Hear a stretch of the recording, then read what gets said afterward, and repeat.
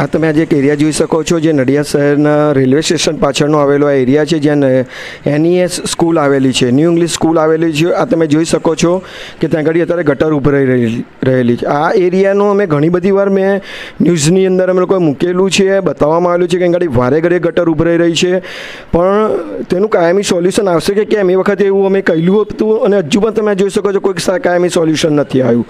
અત્યારે મેં તમને બતાવ્યું ગટર જ ઉભરાઈ રહેલી છે, પબ્લિક અવર જવર કરી રહેલી છે, અહીંયા આગળ તકલીફો છે પ્રજાને અવર જવર કરવામાં. આ તમે જુઓ NES school, new English school હું તમને બતાવી રહ્યો છું, જ્યાંથી હજારોમાં બાળકો અહીંથી અવર જવર કરી રહ્યા છે, વાહનોની અંદર અવર જવર કરી રહ્યા છે, સાયકલ લઈને અવર જવર કરી રહ્યા છે, રિક્ષાઓમાં અવર જવર કરતા હશે. કેટલી મુશ્કેલી વેઠવી પડી રહી છે પ્રજાને, કેટલી હાલાકી પડી રહી છે. જવાબદાર કોણ છે આની અંદર?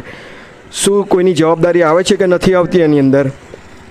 આટલું બધું જ્યારે આટલા વખતોથી આટલા સમયોથી જ્યારે એકની એક જગ્યાએ આવી રીતના વારે ઘડીએ ગટરો જો ઉભરાયા કરતી હોય, તો પ્રજાને આટલી હાલાકી પડતી હોય, તો તંત્ર આની ઉપર ધ્યાન કેમ નથી આપતું? પૂરેપૂરી રીતના આનું કેમ સોલ્યુશન લાવવાની કોશિશ નથી કરતું? કારણ વારે ઘડીએ આ જે ગટરો ઉભરાઈ રહી છે, તમે જુઓ NESથી હું તમને બતાવી રહ્યો છું કે આ એનું પાણી ક્યાં જઈ રહ્યું છે. આ જે ગટર ઉભરાઈ રહી છે એનું પાણી તમે જુઓ આ ક્યાં જઈ રહ્યું છે. આ જુઓ તમે સંજય હોસ્પિટલ આગળ આપણે આવ્યા, આ સંજય હોસ્પિટલ છે.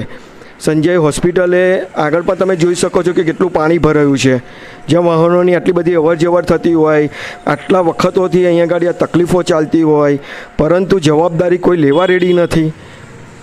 જવાબદાર વ્યક્તિઓ છે કે નથી, હવે એક પ્રશ્ન ઊભો થાય છે અહીંયા આગળ.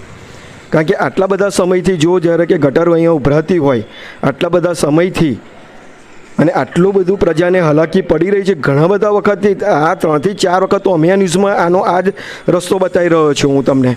અગાઉ પણ મેં ઘણી બધી વાર બતાવ્યું છે. જે કાઉન્સિલર જીતતા હોય છે તો શું એમની કોઈ જવાબદારી નથી આવતી? શું કોઈ ધારાસભ્યની જવાબદારી નથી આવતી? શું કોઈ સાંસદ સભ્યની જવાબદારી નથી આવતી?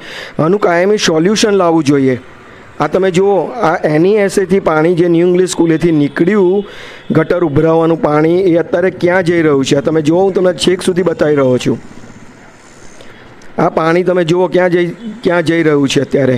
આ પાણી સીધું જઈ રહ્યું છે ગરનાળાની અંદર, શ્રેયસ ગરનાળાની અંદર ભેગું થાય. તમે વિચાર કરો ક્યાંથી ક્યાં પ્રજાને હેરાન થવું પડે છે. આજે NES ન્યૂ ઇંગ્લિશ આગળ ગટર ઉભરી રહી છે, એનું પાણી આવે છે શ્રેયસ ગરનાળા સુધી. કેટલી પ્રજા અહીંયા આગળ હાલાકી અનુભવી રહી છે. વહેલી તકે આનું નિરાકરણ લાવવું જોઈએ, કાયમી એનું નિરાકરણ લાવે એવી અમારા ન્યૂઝના માધ્યમથી આ 4 થી 5મી વાર જાણ કરી રહ્યા છે તંત્રને કે વહેલી તકે અહીંયા આગળ સોલ્યુશન લાવે કે જેથી કરીને પ્રજાને હાલાકી ના વેઠવી પડે.